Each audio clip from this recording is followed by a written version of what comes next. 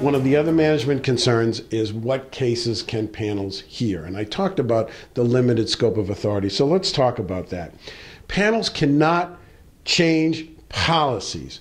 A panel is like a jury, not a legislature. If you're in management, you are the legislature of your company. You decide what the rules and policies are going to be, just like the legislature decides what the laws are going to be.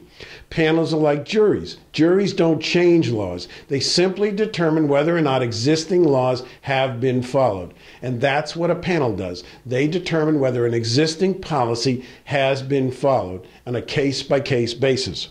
They can't set rates of pay or benefits. An employee can't go to a panel and say, I want my pay to be doubled, or I want 6 weeks vacation instead of 2 weeks vacation. Those decisions are not allowed to go in front of peer review panels.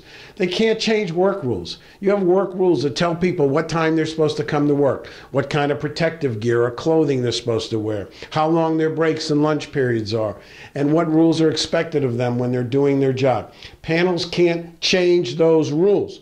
If an employee receives a disciplinary action for violating those rules, a panel can determine whether or not the appropriate disciplinary action was implemented, but they can't change the rule itself. They don't change performance appraisal ratings.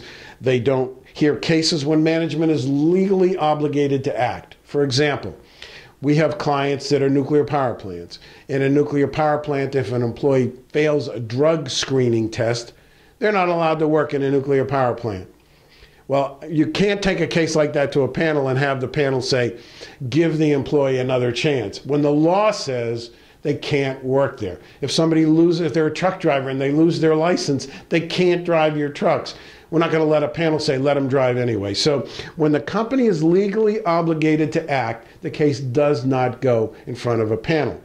And they can't hear zero tolerance cases.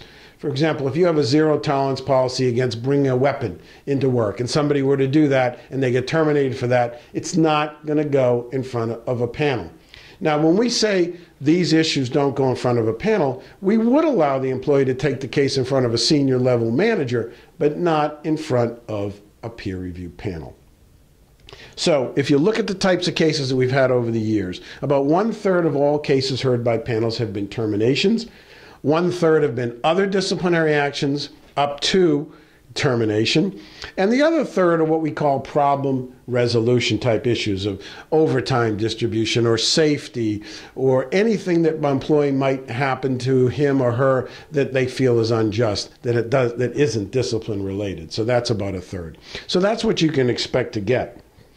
And no matter what the case is, this is the ballot that the panel always uses. It says, was the policy or practice applied properly and consistently in this case? And that's really an important thing to protect management's rights as well. It takes the emotion out of it.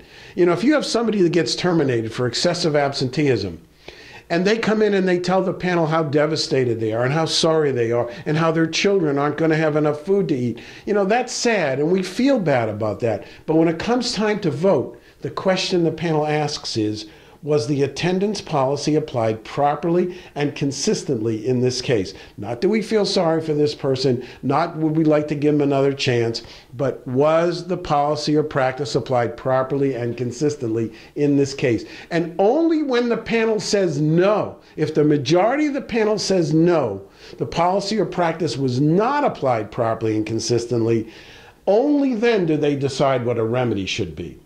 In other words, if the majority of the panel says yes, the policy or practice was applied properly and consistently, that's the end of the case. The appeal is automatically denied. If they say no, then they determine a remedy. But any remedy that the panel comes up with must, in and of itself, be a proper and consistent application of the company's policies and practices before it can be allowed to be the remedy of the panel. So, for example, they can't award a remedy that would violate your policies. And that's really important to protect management's rights as well and to make sure that they make good and fair decisions. Another concern that management often has is, will the panels always favor the employee? You know, if there's 3 non-management people on the panel, are they always going to vote in favor of the employee? Well, you know, it's just not the case. We had a survey recently. We asked our clients, when an employee goes in front of a senior level manager, remember they have the option to go to a senior level manager, how often do they get what they want? And then we said when an employee goes in front of a peer review panel, how often do they get what they want? And the results were very, very interesting for us. And I want to show you that slide right now. The panel, when they went to a senior level manager, 22% of the time, panels got what they wanted from the manager. And when they went to a peer review panel, only 18% of the time did they get what they wanted. So the fact of the matter is, panels are less likely to give the employee what they want than managers are. Now that may surprise you, it may not surprise you, but that's what our statistics are. But even though panels are less likely to give employees what they want, they still feel better knowing that they have this panel option in your ADR system, in your peer review system. And that's why it works so well.